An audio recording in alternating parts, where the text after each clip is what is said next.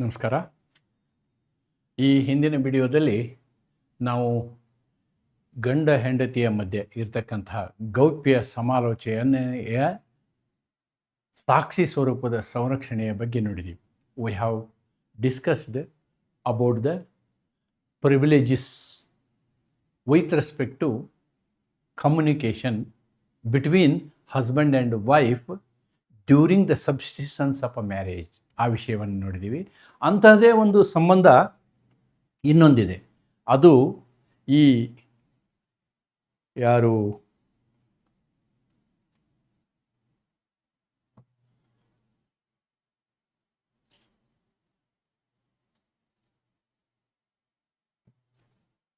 ಅಂಥದ್ದೇ ಒಂದು ಸಂಬಂಧ ಇಲ್ಲಿದೆ.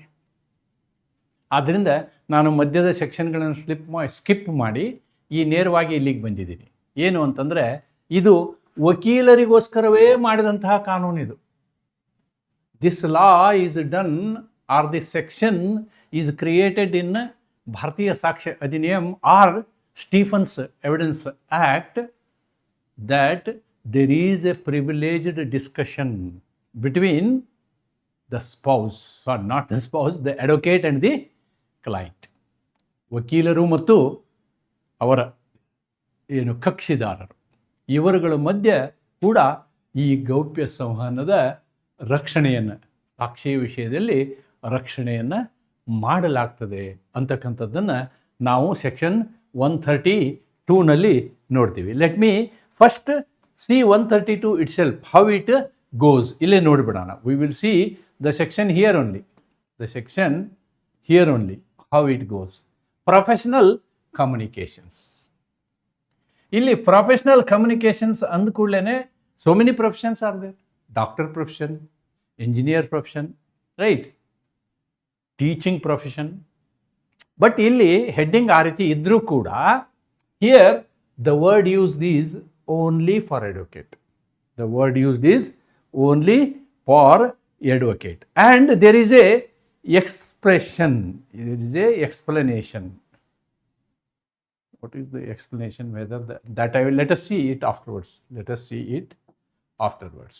Okay, ಒಂದ್ಸಲ ಎಕ್ಸ್ಪ್ಲನೇಷನ್ ನೋಡ್ಬಿಡೋಣ. illustration ಆದಮೇಲೆ yes, clause 3 it is here. The provision of this section shall apply to interpreters and clerks and employees of the advocates. ಅದನ್ನು cover ಮಾಡಿ ಹೇಳಿಬಿಡ್ತೀನಿ ನಾನಿಲ್ಲಿ. ಪಾರ್ಟ್ 3 ಇದೆಯಲ್ವಾ, ಸೆಕ್ಷನ್ 132ದ ಪಾರ್ಟ್ 3ಯನ್ನು ಇಲ್ಲಿ ಕವರ್ ಮಾಡಿ ಇಲ್ಲಿ ಹೇಳಿಬಿಡ್ತೀನಿ. That is what is very much necessary. ಇದು ಕೂಡ ನಿಮ್ಗೆ ಭಾಳ ಮುಖ್ಯ. ಪರೀಕ್ಷೆಯಲ್ಲಿ ಇದನ್ನು ನಿಮಗೆ ಲಾಂಗ್ ಆನ್ಸರ್ ಕೇಳ್ಬೋದು ಅಂತಕ್ಕಂಥ ಒಂದು ಭಾವನೆಯಲ್ಲಿ ನಾನು ಈ ಒಂದು ಸೆಕ್ಷನ್ 132ನ ನಿಮಗೆ ಎಕ್ಸ್ಪ್ಲೇನ್ ಮಾಡ್ತಾ ಇದ್ದೀನಿ. No advocate shall any time be permitted. ಅವನಿಗೆ ಅವಕಾಶ ಇಲ್ಲ. He is stopped. He is not permitted unless, ಯಾವಾಗ ಅವನ ಕ್ಲೈಂಟೇ ಹೇಳದೆ ಹೋದರೆ. ಅವನ ಕ್ಲೈಂಟೇ ಹೇಳಿದರೆ ನೋ ಪ್ರಾಬ್ಲಮ್. ಆಯ್ತಣ್ಣ ನೀನು ಸಾಕ್ಷಿ ಕೊಡು ಅಂಥೇಳಿ ಕಕ್ಷಿದಾರನೇ ವಕೀಲರಿಗೆ ಹೇಳಿದರೆ ಕೊಡ್ಬೋದು, ನ್ಯಾಯವಾದಿಗಳು ಹೇಳಿದರೆ ಕೊಡ್ಬೋದು. ಟು ಡಿಸ್ಕ್ಲೋಸ್, ನೋಡಿ, ಏನನ್ನ, ಯಾವುದೇ ವಿಷಯವನ್ನು ಬಹಿರಂಗಪಡಿಸುವ ಹಾಗಿಲ್ಲ. ಏನು, ಯಾವ ವಿಷಯ? Any communication made to him. ಒಬ್ಬ ಅಪರಾಧಿ ಬರ್ತಾನ ವಕೀಲರ ಹತ್ರ, ಸ್ವಾಮಿ ನಾನು ಕೊಲೆ ಮಾಡಿಬಿಟ್ಟಿದ್ದೀನಿ, ಇಂಥವ್ನು ಕೊಲೆ ಮಾಡಿದ್ದೀನಿ, ಚಾಕು ತೊಗೊಂಡು ಕೊಲೆ ಮಾಡಿದ್ದೀನಿ ಅಂತ ಹೇಳಿ ಬಂದು ಹೇಳ್ತಾನ ಅವನು. ಆವಾಗ ವಕೀಲರು ಅದನ್ನು ಸಾಕ್ಷ್ಯವಾಗಿ ಪರಿಗಣಿಸೋಕ್ಕಾಗಲ್ಲ. Point it. ನಾನೇನು ಹೇಳಿದ್ದೀನಿ, ಅವನು ಆಲ್ರೆಡಿ ಕೊಲೆ ಮಾಡಿ ಬಂದಿದ್ದಾನೆ. ಬಂದು ಹೇಳ್ತಾನೆ, ಸ್ವಾಮಿ ನಾನು ಕೊಲೆ ಮಾಡಿಬಿಟ್ಟಿದ್ದೀನಿ, ಇಂಥವ್ನು ಕೊಲೆ ಮಾಡಿದ್ದೀನಿ, ಇಂಥ ಗನ್ ತೊಗೊಂಡು ಕೊಲೆ ಮಾಡಿದ್ದೀನಿ, ನನ್ನನ್ನು ರಕ್ಷಿಸಿ ಅಂತ ಹೇಳ್ತಾನೆ. ಅದು ಕಮ್ಯುನಿಕೇಷನ್.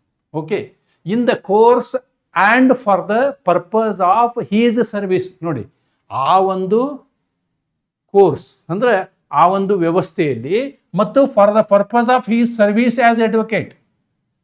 ಅದಕ್ಕೆ ನೀವು ನನ್ನ ಪರವಾಗಿ ವಕಾಲತ್ ವಹಿಸ್ರಿ ಅಂತ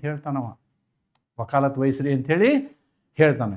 ಈ ರೀತಿ ಕೇಳಿಕೊಂಡು ಬಂದಂತಹ ಕಕ್ಷಿದಾರನ ಯಾವುದೇ ಸಂವಹನವನ್ನು ನೀವು ಕೋರ್ಟಿನ ಮುಂದೆ ಬಹಿರಂಗಪಡಿಸುವ ಹಾಗಿಲ್ಲ. Or by or on behalf of his client, ಅವನೇ ಬರ್ಬೇಕಂತೇನಿಲ್ಲ, ಅವನ ಪರವಾಗಿ ಥರ್ಡ್ ಪಾರ್ಟಿನೂ ಬರ್ಬೋದು. Or to state the contents, ಅವನು ಹೇಳಿದಂಥ ಸಂವಹನದ ವಿಷಯಗಳನ್ನು. Or condition of any document, ಅವನು ಕೊಟ್ಟಂತಹ ದಸ್ತಾವೇಜಿನಲ್ಲಿರ್ತಕ್ಕಂತಹ ಕಂಡೀಷನ್, ಅದು ಉಪಯೋಗ ಆಗುತ್ತೋ ಉಪಯೋಗ ಆಗೋದಿಲ್ಲ ಅಂತಕ್ಕಂಥದ್ದು. With which he has become acquainted, ಅವುಗಳನ್ನೆಲ್ಲ ಓದಿ ಅಡ್ವೊಕೇಟ್ಗೆ ಎಲ್ಲ ಸತ್ಯ ಗೊತ್ತಿರುತ್ತೆ in the course and for the purpose of his professional service. Or to disclose any advice given by him to his client in the course and for the purpose of such service. ಅವನು ನಾನೇನು ತಾನು advice ಕೊಟ್ಟಂಥದ್ದು ಕ್ಲೈಂಟ್ಗೆ advice ಕೊಟ್ಟಿರ್ಬೋದು ನೀವು, ಆ ಅಡ್ವೈಸೂ ಸಮೇತ ಯಾವುದೇ ವಿಷಯವನ್ನು ನೀವೇನು ಮಾಡಬಾರ್ದು, ಬಹಿರಂಗಪಡಿಸಬಾರ್ದು. ಆ ವ್ಯಕ್ತಿ ಕಕ್ಷಿದಾರನಾಗಿ ನಿಮ್ಮಲ್ಲಿ ಬಂದಿರಬೇಕು, ನೀವು ಅವನಿಗೆ ಕಾನೂನಾತ್ಮಕ ಸೇವೆಯನ್ನು ಕೊಟ್ಟಿರಬೇಕು. ನೀವು ಕೋರ್ಟಲ್ಲಿ ಕೇಸೇ ನಡೆಸ್ಬೇಕಂತೇನಿಲ್ಲ, ನೀವು ಅಲ್ಲೇ ಅವನಿಗೆ ಒಂದು ಅಡ್ವೈಸ್ ಮಾಡಿ ಕಳಿಸಿರ್ಬೋದು. ಅವನಿಗೆ ಈ ಆದಾಗ್ಯೂ ಕೂಡ ಒಬ್ಬ ನ್ಯಾಯವಾದಿಯಾಗಿ, ಒಬ್ಬ ವಕೀಲರಾಗಿ ಯಾವುದೇ ಕಾರಣಕ್ಕೂ ನೀವು ಅಂತಹ ವಿಷಯವನ್ನು ಬಹಿರಂಗಪಡಿಸುವ ಹಾಗಿಲ್ಲ. ಇದನ್ನು ನೀವು ಪ್ರೊಫೆಷನಲ್ ಎಥಿಕ್ಸಲ್ಲೂ ಕಲ್ತಿರ್ತೀರಿ. But here you are learning it as a law. It is a binding on the lawyer. And it is a protection of a client, it is a rights of a client. ನೋಡಿ, ಇಲ್ಲಿ ಕಕ್ಷಿದಾರನ ಹಕ್ಕಿದು, ಕಕ್ಷಿದಾರನ ಹಕ್ಕು ಇದು, ಆಮೇಲೆ ವಕೀಲರ ಜವಾಬ್ದಾರಿ. ಆದರೆ ಇದಕ್ಕೆ ಪ್ರಾವಿಸೋ ಇದೆ. ಯಾವ ಸಂದರ್ಭದಲ್ಲಿ ನೀವು ಏನು ಮಾಡ್ಬೋದು, ಅವನು ಕಕ್ಷಿದಾರನಾಗಿ ಬಂದು ಎಲ್ಲ ಸತ್ಯವನ್ನು ನಿಮ್ಮ ಹತ್ರ ಹೇಳಿರ್ತಾನೆ, ಅದನ್ನು ನೀವು ಕೋರ್ಟ್ ಮುಂದಾಗಲಿ ಬೇರೆದವ್ರ ಮುಂದಾಗಲಿ ಡಿಸ್ಕ್ಲೋಸ್ ಮಾಡುವಂಥದ್ದು ಸರಿಯಲ್ಲ ವಕೀಲರಾಗಿ. ಆದರೆ ಅವ ಬರ್ತಾನೆ ನಿಮ್ಮ ಹತ್ರ ಬಂದು ಏನು ಹೇಳ್ತಾನೆ, ಇನ್ನು ಮುಂದೆ ನಾನು ಕೊಲೆ ಮಾಡ್ಬೇಕಂತ ಮಾಡೀನಿ, ಅವನು ಸಾಯಿಸಿ ಬಂದೀನಿ ಸ್ವಾಮಿ, ಇನ್ನೊಬ್ಬ ಉಳ್ಕೊಂಡಿದ್ದಾನೆ ಅವನ್ನೂ ನಾನು ಸಾಯಿಸ್ತೀನಿ ಅಂತ ಹೇಳ್ದ ಅಂತ ಇಟ್ಕೊಳ್ಳಿ. ಆ ಇನ್ನು ಮುಂದಾಗುವಂತಹ ಅಪರಾಧ ಇದೆಯಲ್ವಾ, ಆ ಅಪರಾಧಕ್ಕೆ ಸಂಬಂಧಪಟ್ಟಂತೆ ನೀವು ವಿಟ್ನೆಸ್ಸನ್ನು ಕೊಡ್ಬೋದು. ನೋಡಿ, any such communication made in furtherance of any illegal purpose, ಅದೇ ಕೃತ್ಯವನ್ನು ಇನ್ನೂ ನಾನು ಮುಂದುವರಿಸ್ಕೊಂಡು ಹೋಗ್ತೀನಿ ಅಂಥೇಳಿ ಏನಾದರೂ ಆ ಕಕ್ಷಿದಾರ ಹೇಳಿದ್ನಂದರೆ ಈ ವಿಷಯ ಈ ಒಂದು ಪ್ರೊಟೆಕ್ಷನ್ನಲ್ಲಿ ಬರೋದಿಲ್ಲ, ಇಮ್ಯುನಿಟಿನಲ್ಲಿ ಬರೋಲ್ಲ, ಅಥವಾ ಪ್ರಿವಿಲೇಜಲ್ಲಿ ಬರೋದಿಲ್ಲ. ಅಂದರೆ ಮುಂದೆ ಅಪರಾಧ ನಡೆಯುತ್ತೆ ಅಂದರೆ ದೇಶದ ನಾಗರಿಕನಾಗಿ ಅಪರಾಧವನ್ನು ತಡೆಗಟ್ಟುವುದು ನಮ್ಮ ಜವಾಬ್ದಾರಿ, ಸಮಾಜದ ಜವಾಬ್ದಾರಿ. ಆದ್ದರಿಂದ ಅವನು ಮುಂದೆ ಅಪರಾಧ ಮಾಡ್ತೀನಿ ಅನ್ನೋದನ್ನು ನಾವೇನು ಮಾಡ್ಬೋದು, ಅದರ ಬಗ್ಗೆ ವಿಟ್ನೆಸ್ ಕೊಡ್ಬೋದು. ಎರಡನೇದ್ದು, any fact observed by the ಅಡ್ವೊಕೇಟ್ಗೆ ಗೊತ್ತಾಗುತ್ತೆ ಏನು, in the course of his service, ತಾನು ಸರ್ವಿಸ್ ಮಾಡುವಂಥ ಸಂದರ್ಭದಲ್ಲಿ, showing that any crime or fraud has been committed since the commencement of his service. ಅವನೇನು ತನ್ನ ಸರ್ವಿಸ್ ಕೊಡುವಂಥ ಸಂದರ್ಭದಲ್ಲಿ ಇನ್ನೂ ಅವನು ತಪ್ಪು ಮಾಡ್ತಾ ಇದ್ದಾನೆ, again he is doing mistake, again he is doing ಮೋಸ, again he is doing fraud, again he is doing crime, ಅಪರಾಧ ಇನ್ನೂ ಮಾಡ್ತಾ ಇದ್ದ ಅಂತಂದರೆ, ಒಮ್ಮೆ ಅಪರಾಧವನ್ನು ಹೊತ್ಕೊಂಡು ನಾವು ಬಂದ ತನಕ ಓಕೆ, ಆದರೆ ಮುಂದಿನದನ್ನು ಪ್ರೊಟೆಕ್ಟ್ ಮಾಡುವ ಅವಶ್ಯಕತೆ ಇಲ್ಲ, ಅದನ್ನು ಪ್ರೊಟೆಕ್ಟ್ ಮಾಡುವಂಥ ಅವಶ್ಯಕತೆ ಇಲ್ಲ ಅನ್ನೋದನ್ನು ಪ್ರಾವಿಸೋ ಬಿ ಪ್ರಾವಿಸೋ ಎ ಹೇಳುತ್ತೆ. ದೆನ್ ಕ್ಲಾಸ್ 2 ಏನು ಹೇಳುತ್ತೆ ನೋಡಿ, it is immaterial whether the attention of such advocate refer to in the proviso of subsection 1 was or was not directed to such facts or on behalf of the client. It is immaterial whether the attention of such advocate referred to in the proviso was or was not directed to such fact by or on behalf of the client, irrespective of ಏನೇ ಇರಲಿ, ಅದು ಅವರು ಕ್ಲೈಂಟಿಗೆ ಸಂಬಂಧಪಟ್ಟಂಥ ಅಥವಾ ವಕೀಲಿಗೆ ಸಂಬಂಧಪಟ್ಟಂತನೋ ಬೇರೆದವ್ರಿಗೆ ಸಂಬಂಧಪಟ್ಟ ಯಾವುದೇ ಸಂದರ್ಭದಲ್ಲಿ ಕೂಡ ವಿಟ್ನೆಸ್ಸನ್ನು ಕೊಡ್ಬೋದು. ಆಮೇಲೆ ಈ ಒಂದು ನಿರ್ಬಂಧ ಇದೆಯಲ್ವಾ, ದಿಸ್ ಪ್ರಿವಿಲೇಜ್ ಇದು ಬರೀ ವಕೀಲರಿಗೆ ಅಷ್ಟೇ ಅಲ್ಲ, ವಕೀಲ ಆಫೀಸಲ್ಲಿ ಇರ್ತಕ್ಕಂಥ ಎಲ್ಲರಿಗೂ ಬರುತ್ತದು. It is applicable to all. ಯಾರ್ಯಾರು? The persons who are there, that I will explain it.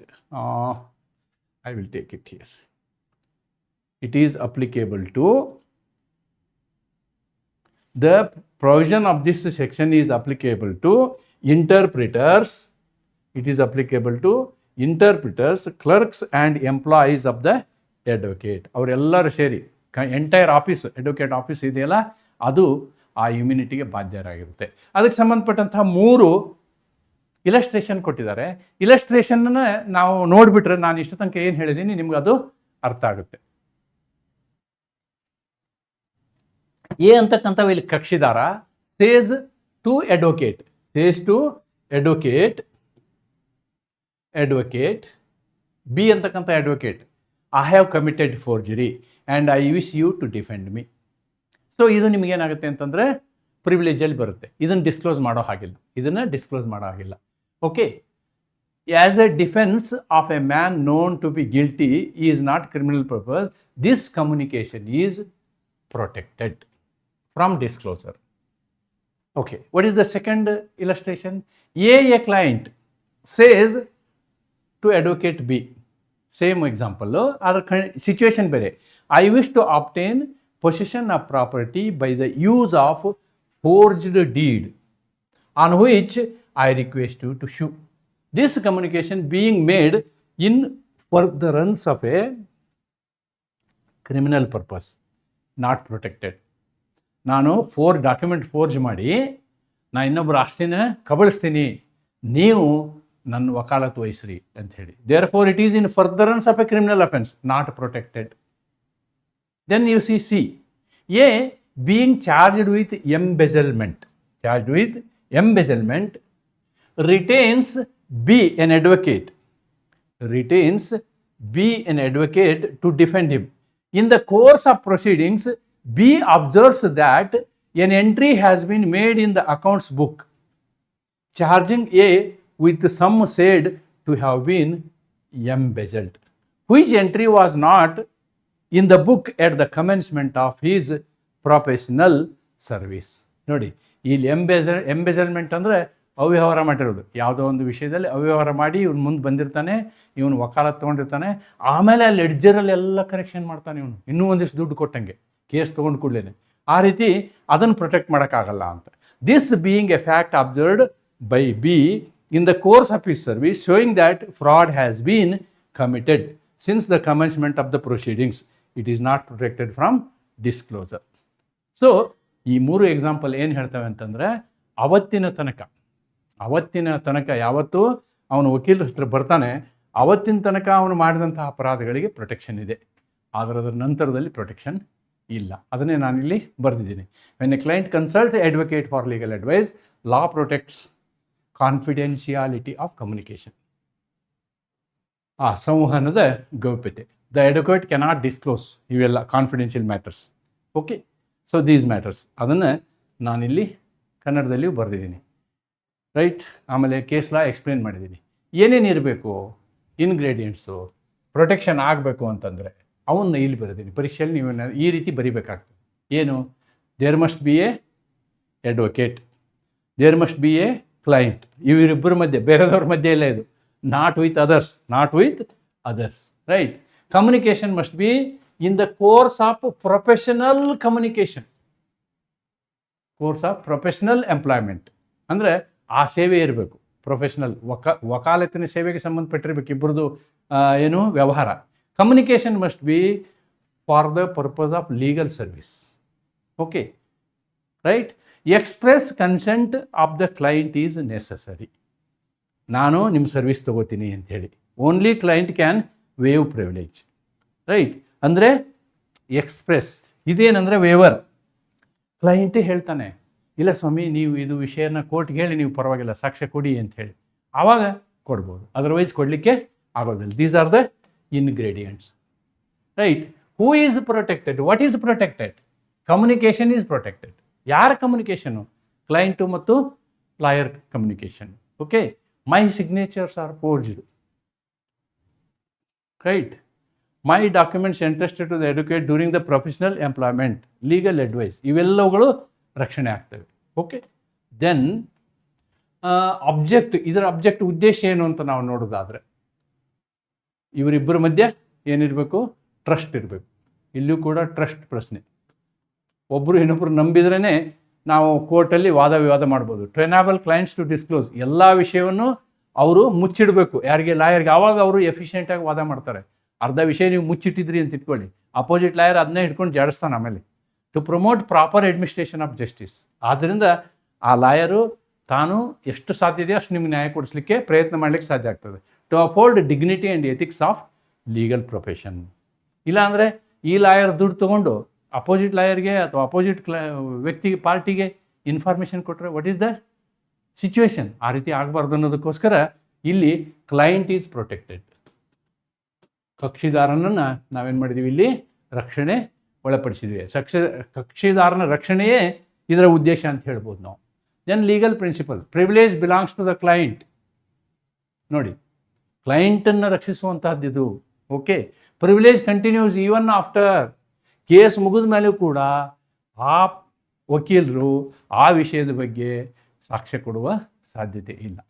ಅದನ್ನು important. Even after the case. ಅಥವಾ ನಾವು ಲಾಯರ್ನ ಚೇಂಜ್ ಮಾಡಿದರೂ ಕೂಡ ಅವನು ಹೋಗಿ ಬೇರೆ ಲಾಯರ್ ಹತ್ರ ವಿಷಯಗಳನ್ನ ಹೇಳಬಾರ್ದು. ಚೇಂಜಸ್ ಅಥವಾ ಲಾಯರ್ ರಿಟೈರ್ ಆದರೆ ಯಾವುದೇ ಸಂದರ್ಭದಲ್ಲಿಯೂ ಗೌಪ್ಯತೆಯನ್ನು ಲಾಯರ್ ಕಾಪಾಡಬೇಕಾಗುತ್ತೆ. ಇದಕ್ಕೆ ಸಂಬಂಧಪಟ್ಟಂತಹ ಒಂದು ಕೇಸ್ ಇದು. ಅದರ ತತ್ವವನ್ನು ಇಲ್ಲಿ ಬರೆದಿದ್ದೀನಿ. You can write this case. Professional communications made during the course of legal employment are privileged unless they fall in statutory explanation. ಆ A and exception, A and B ಹೇಳಿದ್ನಲ್ವ ನಾವು, ದೇ ಆರ್ ಸ್ಟ್ಯಾಚ್ಯುಟರಿ ಎಕ್ಸೆಪ್ಷನ್ಸ್. ಅವುಗಳನ್ನ ಹೊರತುಪಡಿಸಿ ಯಾವುದನ್ನು ನೀವು ಹೇಳೋಕ್ಕೆ ಆಗೋದಿಲ್ಲ. ಅಂದರೆ ಕಾನೂನಿನ ಅಪವಾದಗಳನ್ನು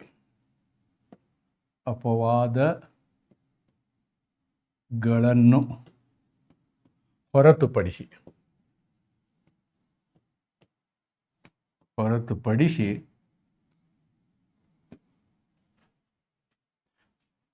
ಕಕ್ಷಿದಾರನ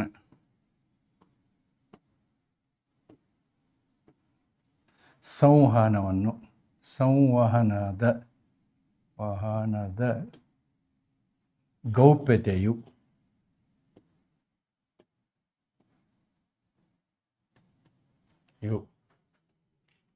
ನ್ಯಾಯವಾದಿಗಳ ಅಥವಾ ವಕೀಲರ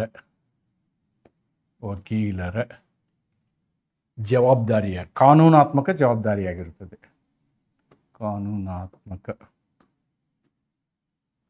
ಜವಾಬ್ದಾರಿ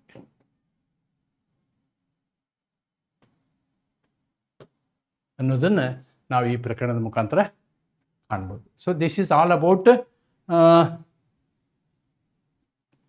the relation between the advocate and the lawyer. ಇಲ್ಲಿಗೆ ಮುಗಿಲಿಲ್ಲ. ಅಡ್ವೊಕೇಟ್ ಲಾಯರ್ ಸಂಬಂಧ ಇನ್ನೂ ಮುಂದುವರಿತದೆ. Section 132. This is those exceptions I have written here. Those exceptions, exception 1, exception 2. ಇದನ್ನು ನಾನು ಅಲ್ಲೇ ಎಕ್ಸ್ಪ್ಲೈನ್ ಮಾಡಿದ್ದೀನಿ ನಿಮಗೆ. I have already explain. ನಿಮಗೆ ನಾನು ಇದನ್ನ ನೋಟ್ಸ್ ಕೊಡ್ತೀನಿ, ಆ ನೋಟ್ಸ್ಗಳನ್ನು ನೀವು ರೆಫರ್ ಮಾಡ್ಬೋದು. ಎಕ್ಸೆಪ್ಷನ್ 2 ಮತ್ತೊಂದು ಸಲ ನಾನು ಎಕ್ಸ್ಪ್ಲೈನ್ ಮಾಡುವಂಥ ಅವಶ್ಯಕತೆ ಇಲ್ಲ. Okay, this is exception 2. ಅದಕ್ಕೆ ಸಂಬಂಧಪಟ್ಟಂಥ ಇಲಸ್ಟ್ರೇಷನ್ ನೋಡಿ. A client tells the advocate, I signed the agreement under coercion. The advocate cannot disclose this. Illustration to the client hands over original title deeds to the advocate. Okay, the advocate cannot disclose these contents. A client asks, how can I evade tax illegally? This is not protected. Illegal ಆಗಿ ನಾನು tax ಹೆಂಗೆ ತಪ್ಪಿಸ್ಕೋಬೇಕು ಅಂತ ಹೇಳೋದಿದೆಯಲ್ಲ, that is not correct. The communication is not protected because it is in furtherance of a illegal project. During the litigation, the advocate personally sees the client creating forged receipt. ಅಲ್ಲಿ example ತೋರಿಸಿದ್ದೀನಿ ನಾನು. Okay, the advocate made disclosure of this. Right? Then section 133. Privilege not waived by volunteering evidence. A protective provision that safeguards the confidentiality under section 132. It clarifies that merely because the advocate appears as a witness or voluntarily gives the evidence on behalf of the client, the advocate does not lose privilege of professional. ನೋಡಿ, ಆ advocate ಆ ಒಂದು ಕಕ್ಷಿದಾರನ ಪರವಾಗಿ ಹೋಗಿ ಕೋರ್ಟ್ನಲ್ಲಿ ವಾದ ಮಾಡುವಂತಹ ಸಂದರ್ಭದಲ್ಲಿ ಕೆಲವೊಂದು ವಿಷಯಗಳನ್ನ ಹೇಳ್ತಾನೆ. ಓಕೆ, ಅದನ್ನು ನೀವು ಕಾನ್ಫಿಡೆನ್ಷಿಯಾಲಿಟಿ ಪ್ರಿವಿಲೇಜ್ ಆಗಿದೆ ಅಂತ ಹೇಳೋಕ್ಕಾಗೋದಿಲ್ಲ. Similarly the client himself calls the advocate as a witness. ಒಂದೊಂದು ಸಂದರ್ಭ ಏನಾಗ್ಬೋದು, ಕ್ಲೈಂಟನ್ನೇ ಇವನು ಕರಿಬೋದು ಕಟಕಟೆಯೊಳಗೆ ವಕೀಲರನ್ನ, ಅದು ಚಾನ್ಸ್ ಇರುತ್ತೆ. ನಾನು ಅವತ್ತು ನಿಮ್ಗೆ ಹಿಂಗೆ ಹೇಳಿದ್ನಲ್ಲ, ಸತ್ಯವೋ ಸುಳ್ಳು ಹೇಳಿ ನೀವು ಅಂಥೇಳಿ ಕೇಳ್ಬೋದು ಅವನು. ಆವಾಗ ಇವನು ಯಾವ ಪ್ರಶ್ನೆ ಕೇಳ್ತಾನೋ ಆ ಪ್ರಶ್ನೆಗಷ್ಟೇ ಉತ್ತರ ಕೊಡಬೇಕು advocate. That is the condition. Not amount to general waiver of the waiver extends only to the matter to which the client specifically questions the advocate. ನೋಡಿ ಹೇಗಿದೆ. ಅಡ್ವೊಕೇಟ್ನ ಮತ್ತು ಇವನು ಮಧ್ಯ ನಡೆದಂತಹ ಗುಪ್ತ ಸಂವಹನಗಳನ್ನು ಕೋರ್ಟಿನಲ್ಲಿ ಕ್ಲೈಂಟು ಕೇಳ್ಬೋದು, ಪ್ರಶ್ನೆ ಕೇಳ್ಬೋದು. He can ask the advocate to stand is a witness and he can ask the question. ಅಲ್ಲಿಯೂ ಕೂಡ ಏನಾಗಿದೆ ಅಂತಂದರೆ, ಕಕ್ಷಿದಾರ 4-5 ವಿಷಯಗಳನ್ನ ಹೇಳಿರ್ತಾನೆ, ಆದರೆ ಕಕ್ಷಿದಾರನಿಗೆ ಒಂದೇ ಒಂದು ವಿಷಯದ ಬಗ್ಗೆ ಕೋರ್ಟಿನ ಮುಂದೆ ಇವ್ರಿಗೆ ಹೀಗೆ ಹೇಳಿದ್ದೀನಿ ಅನ್ನುವಂಥ ಮಾಹಿತಿ ಹೇಳಬೇಕಾಗಿರುತ್ತೆ. ಆವಾಗ ಅದನ್ನು ಮಾತ್ರ ಕೋರ್ಟಿನ ಮುಂದೆ ಪ್ರಶ್ನೆ ಕೇಳಿದರೆ ಅಡ್ವೊಕೇಟು ಕೇವಲ ಅದಕ್ಕೆ ಉತ್ತರ ಕೊಡಬೇಕು, ಎಲ್ಲ ವಿಷಯನೂ ಹೇಳಿಬಿಡಬಾರ್ದು. ಆ ಕಾನ್ಫಿಡೆನ್ಷಿಯಾಲಿಟಿ ಅದನ್ನು ಸೆಕ್ಷನ್ 133 ಹೇಳ್ತದೆ. The waiver must be express or necessarily implied and cannot be presumed merely because the advocate enters the witness box. Witness ಬಾಕ್ಸಲ್ಲಿ ಅಡ್ವೊಕೇಟ್ ನಿಂತಾನೆ ಅನ್ನೋ ಒಂದೇ ಕಾರಣಕ್ಕೆ ಡಿಸ್ಕ್ಲೋಸರ್ ಅಂತ ಹೇಳಬಾರ್ದು. ಆಮೇಲೆ ಅವನು ಅಲ್ಲಿರ್ತಕ್ಕಂಥ ಗುಪ್ತ ಸಂವಹನಗಳನ್ನ ಹೇಳಲಿಕ್ಕಿಲ್ಲ, ಅವನು ನಿಮ್ಮ ಕ್ಲೈಂಟನ್ನು ಸಪೋರ್ಟ್ ಮಾಡಲಿಕ್ಕೆ ಹೇಳ್ತಿರ್ಬೋದು, ಅದನ್ನು ನೀವು ವೇವರ್ ಅಂತ ತಗೊಳ್ಬಾರ್ದು. ನಂಬರ್ 2, ನಿಮ್ಮ ಕ್ಲೈಂಟ್ ನಿಮಗೆ ಆ್ಯಕ್ಚುಲಿ 132ನಲ್ಲಿ ಅಧಿಕಾರ ಇದೆ, ಆದರೆ ನೀವು 133 ಉಪಯೋಗ ಮಾಡಿ ವಕೀಲರ ಕಡೆಯಿಂದ ಒಂದು ಮಾಹಿತಿನ ಕೋರ್ಟಿಗೆ ಕೊಡಬೇಕಾಗಿರುತ್ತೆ. ಆ ಪ್ರಶ್ನೆಯನ್ನು ನೀವು ಕೇಳ್ಬೋದು. ಕೇಳಿದ ಪ್ರಶ್ನೆಗಷ್ಟೇ ವಕೀಲರು ಉತ್ತರ ಹೇಳ್ತಕ್ಕದ್ದು ಅನ್ನೋದನ್ನು ಸೆಕ್ಷನ್ 133 ಹೇಳುತ್ತೆ. ಓಕೆ, ಅದರ ಕನ್ನಡ ವಿವರಣೆಯನ್ನು ಇಲ್ಲಿ ಬರೆದಿದ್ದೀನಿ, ಸೆಕ್ಷನ್ 133 ಮತ್ತು 132ನ ಡಿಫ್ರೆನ್ಸನ್ನು ನೀವು ಇಲ್ಲಿ ಅಪ್ರಿಷಿಯೇಟ್ ಮಾಡಬೇಕು. Right. Essential ingredients of section 133ನಲ್ಲಿ ಇನ್ಗ್ರೀಡಿಯೆಂಟ್ಸ್ ಅಂತಲೇ ನಾವು ತೊಗೊಳ್ಳೋದಾದರೆ ಏನು ತೊಗೊಳ್ಬೋದು ನೋಡಿ. There must be an advocate refer to in the section 122. 122ನಲ್ಲಿ ಇರ್ತಕ್ಕಂಥ ಅಡ್ವೊಕೇಟು ಅಂದರೆ ಏನು? 122ನಲ್ಲಿ ಇರುವಂಥ ಅಡ್ವೊಕೇಟ್ ಅಂದರೆ there is a client advocate relationship. Case ಆ ಅಡ್ವೊಕೇಟಿಗೆ ಕೊಟ್ಟಿರಬೇಕು. ಅಂಥ ಸಂದರ್ಭದಲ್ಲಿ 133 ಓಪನ್ ಮಾಡೋದು, ಬೇರೆ ಅಡ್ವೊಕೇಟಿಗೆ ಸಂಬಂಧ ಇಲ್ಲ ಇದು. Okay, there must be an advocate. The advocate voluntarily gives evidence. Advocate ತಾನೇ ಸ್ವಯಂ ಪ್ರೇರಿತವಾಗಿ ಹೇಳಿಕೆ ಕೊಟ್ಟಿರ್ತಾನೆ, ಆದರೆ ಅಲ್ಲಿ ವೇವರ್ ಪ್ರಿವಿಲೇಜ್ ಆಗಿರೋದಿಲ್ಲ. ಅಥವಾ the advocate gives evidence on behalf of the client. ಇಲ್ಲಿ ಅವನು ಕೊಟ್ಟಂತಹ ಸಾಕ್ಷ್ಯ ಏನಿರುತ್ತೆ, ಈ ಒಂದು ಕ್ಲೈಂಟ್ಗೆ ಅನುಕೂಲವಾಗುವ ದೃಷ್ಟಿಯಲ್ಲಿ ಅವನು ಸಾಕ್ಷ್ಯವನ್ನು ಕೊಟ್ಟಿರ್ತಾನೆ. ವಕಾಲತ್ನಾಮ ಅದಕ್ಕೆ ಬರೆಸ್ಕೊಳ್ಳೋದು. The client calls on the advocate as a witness, ಅಥವಾ ಕ್ಲೈಂಟೇ ಅಡ್ವೊಕೇಟ್ನ ವಿಟ್ನೆಸ್ ಆಗಿ ಕರಿಬೋದು. ಇವೆಲ್ಲ ಎಸೆನ್ಷಿಯಲ್ಗಳನ್ನು ನಾವು ಗಮನಿಸಬೇಕು. ಯಾಕೆ ಈ ಥರ ಮಾಡಿದ್ದೀವಿ ಅಂತ ನಾವು ನೋಡೋದಾದರೆ, not merely because advocate becomes a witness. This privilege belongs to client only. ಇದು ಕೂಡ ಇಲ್ಲಿ ಕಕ್ಷಿದಾರನೇ ರಕ್ಷಣೆ ಮಾಡ್ತದೆ. Only the client can waive it. ಆ ಒಂದು ಸಂಭಾಷಣೆಯ ವಿಷಯದಲ್ಲಿ ಕ್ಲೈಂಟ್ ಮಾತ್ರ ಆ ಹಕ್ಕನ್ನು ತಾನು ಹಿಂಪಡೆಯಬಹುದು. Even where the client calls advocate as a witness, the waiver is limited only to matters for which evidence has to be given. Right. Section 133 is continuation of 132 ಅಂತೀನಿ ನಾನು. ಅದಕ್ಕೆ merely giving evidence does not amount to privilege. Privilege belongs to the client. Waiver must be express or arise by implication. Right.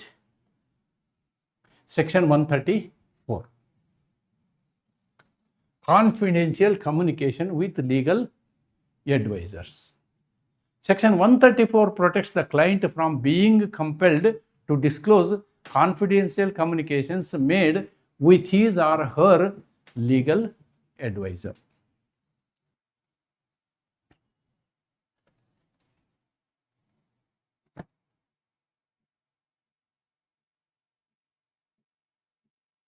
ನೋಡಿ, this is A condition for the court.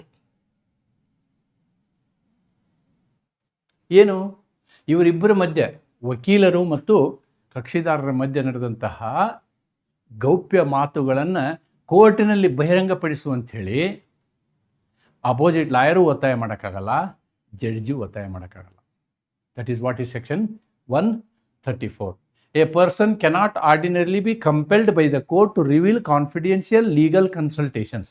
However, if the person voluntarily enters, ಆ ಕಕ್ಷಿದಾರ ತಾನೇ ಈ witness ಬಾಕ್ಸಲ್ಲಿ ಹೋಗಿ ನಿಂತ್ಕೊಂಡು, the court may require disclosure only those communications that are necessary to explain the evidence already given. Right? However, if the person voluntarily, thus privilege belongs to the client and is waived only to a limited extent. ಕಕ್ಷಿದಾರ ತಾನಾಗಲೇ ಸ್ವಯಂ ಪ್ರೇರಣೆಯಿಂದ ಹೇಳೋದಿದ್ರೆ ಹೇಳ್ಬೋದೇ ಹೊರತು, otherwise neither the court ನಾರ್ the opposite party can compel, ಒತ್ತಾಯ ಮಾಡೋ ಹಾಗಿಲ್ಲ. ಏನಕ್ಕೆ? ಆ ಗೌಪ್ಯ ಮಾಹಿತಿ ಇಬ್ಬರು ಏನು ಮಾತಾಡಿದ್ರಿ ಕೋರ್ಟ್ ಮುಂದೆ ಹೇಳಿ ಅಂಥೇಳಿ, that is not permitted. That is not permitted as per section 134. ಕಕ್ಷಿದಾರನು ರಕ್ಷಿಸುವ ವಿಧಿಯಾಗಿದೆ ಇದು ಕೂಡ. ಕಲಂ ವಕೀಲರನ್ನು 132 ಏನು ಮಾಡ್ತದೆ? ವಕೀಲರನ್ನು ರಕ್ಷಿಸ್ತದೆ. 134 ಏನು ಮಾಡ್ತದೆ? ಗೌಪ್ಯತೆಯನ್ನು ರಕ್ಷಿಸ್ತದೆ. ಕಕ್ಷಿದಾರ ಕಾನೂನು ಸಲಹೆಗಾರರ ನಡುವೆ ನಡೆದ ಗೌಪ್ಯ ಸಂವಹನವನ್ನು ನ್ಯಾಯಾಲಯದಲ್ಲಿ ಬಹಿರಂಗಪಡಿಸಲು ಯಾರನ್ನೂ ಬಲವಂತ ಮಾಡುವಂತಿಲ್ಲ. ನೀವು ಕ್ಲೈಂಟ್ಗೂ ಹೇಳೋಕ್ಕಾಗಲ್ಲ, ವಕೀಲರಿಗೂ ಹೇಳೋಕ್ಕಾಗಲ್ಲ. ಆದರೆ ಕಕ್ಷಿದಾರನೇ ಸ್ವತಃ ತಾನೇ ವಿಷಯ ಹೇಳ್ತಾನೆ ಅಂದರೆ ಅದಕ್ಕೆ ಯಾರು ಏನು ಮಾಡೋಕ್ಕಾಗಲ್ಲ. That's the concept of it. Essential legal, there must be a confidential communication. Communication must be with a legal advisor, means lawyer, right? So then the third thing is the court compels disclosure. Court ಏನು ಮಾಡಬೇಕು? ಅದನ್ನು ಹೇಳು ಅಂತ ಹೇಳಬೇಕು. But exception ಯಾವಾಗ ಹೇಳಕ್ಕೆ ಸಾಧ್ಯ? ಕಕ್ಷಿದಾರ ತಾನೇ ಬಂದು ಹೇಳಿದರೆ okay, otherwise court cannot compel. Court also cannot compel ಅನ್ನೋದನ್ನು ನಾವಿಲ್ಲಿ ಗಮನಿಸಬೇಕು. So 134 protects oral communications, written communications, emails, legal opinions, instructions given to advocates, advice received from the legal advisors. It does not protect communication intended to illegal purposes. Communication required to explain evidence voluntarily given by client. This is allowed. This is allowed. Illegal ವಿಷಯಕ್ಕೆ ಸಂಬಂಧಪಟ್ಟಂತೆ evidence ಕೊಡ್ಬೋದು, client ತಾನೇ ಬಂದು evidence ಕೊಡ್ಬೋದು.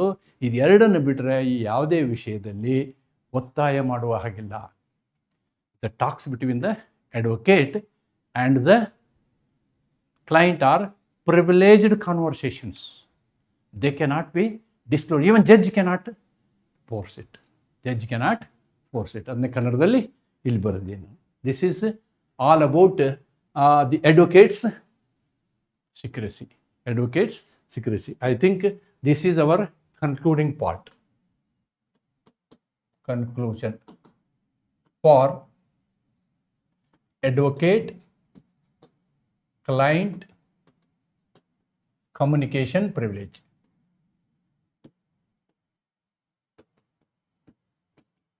Communication